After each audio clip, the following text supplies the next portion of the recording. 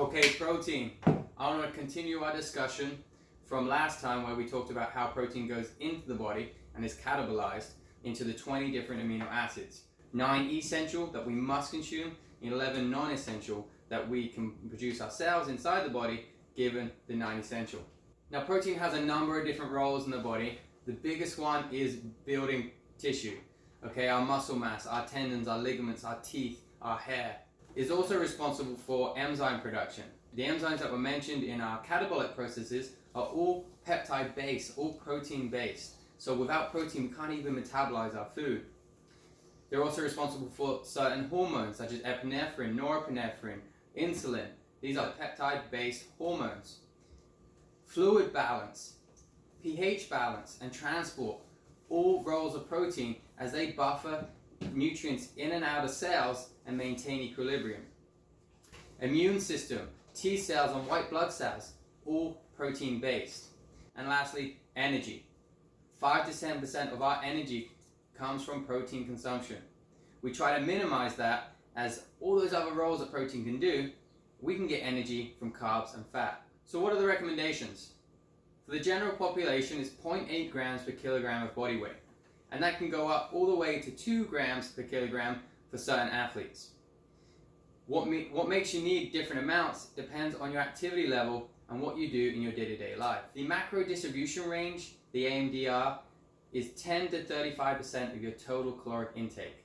That means 10 to 35% of all the food you consume should be protein-based. If protein is absent from your diet, you'll start to see deteriorations in health, which are commonly seen in poor, underdeveloped nations, where protein is a harder resource to come by. Protein consumption based on your goals. Whether you're looking to gain or lose weight, if you want a change in the body, you need to increase your protein. Protein is responsible for adaptation and therefore the change that you're looking for. If you're looking to gain healthy weight, you should increase your total caloric intake, meaning you need to eat more food. And if protein is a percentage of that food, it should also be increased. If you're looking again to increase, you should be resistance training, trying to build muscle mass. You don't want to increase weight by fat mass. If you've got more muscle mass, you need protein to get there. You also, once you get there, you have more cells that will turn over, which subsequently needs more protein. If you're looking to try and lose weight healthily, you want to decrease your total caloric intake, meaning less calories coming in the body. Hopefully, you're going to increase your amount of activity through cardio-based movements, steady-state movements. Those rely on the aerobic energy production, which is full of enzymes relying on protein. You also want to boost your metabolism, and the best way to do this is consume protein. Protein has the highest thermal effect of food, meaning it boosts the metabolism. It's the hardest one to break down and use for energy, which is likely the case if you're decreasing calorie intake and increasing energy expenditure. More protein is going to be relied on as energy, and then subsequently can't be used for the other roles protein has.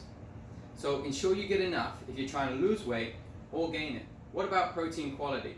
We rank protein on its biological value, which means how much nitrogen is retained in the body. We can record how much protein is going into the body through food and fluid, and how much is coming out through urine, defecation, as well as sweating. What we find is that certain protein foods retain better than others, and we rank these on a scale. We also look at the digestibility of the protein. Meat sources, for example, have a better digestibility as they have less fiber than plant-based sources. The more fiber, the quicker it's going to pass through the digestive system and less protein will be absorbed. Okay, what about the recommendations for athletes? Now this is going to be slightly higher than the general population. You also want to consider the age and maturity of athletes. Both youth and older adults require less protein than a normal adult, as they have less muscle mass and less subsequent turnover. In addition, the training level. If someone is new to lifting, they're going to require an increase of protein for about 2 weeks as the body adapts to this new stimulus that it's not used to. Finally, what about on the day of competition? How much protein should you be consuming? 1 to 4 hours prior to competition, you want to have 15 to 20 grams of protein. During competition, really carbohydrates need to be emphasized, but consuming BCAAs shows some positive impacts. Post-exercise, you want to consume 15 to 20 grams of protein within the first 3 hours. This is known as an anabolic window. As suggested in the carbohydrate video, this in combination with carbs would increase uptake, as we have an insulin response which increases cellular uptake when carbohydrates are ingested. 10 grams of essential amino acids found in roughly 15 to 20 grams of protein with 35 grams of carbs is perfect post-workout.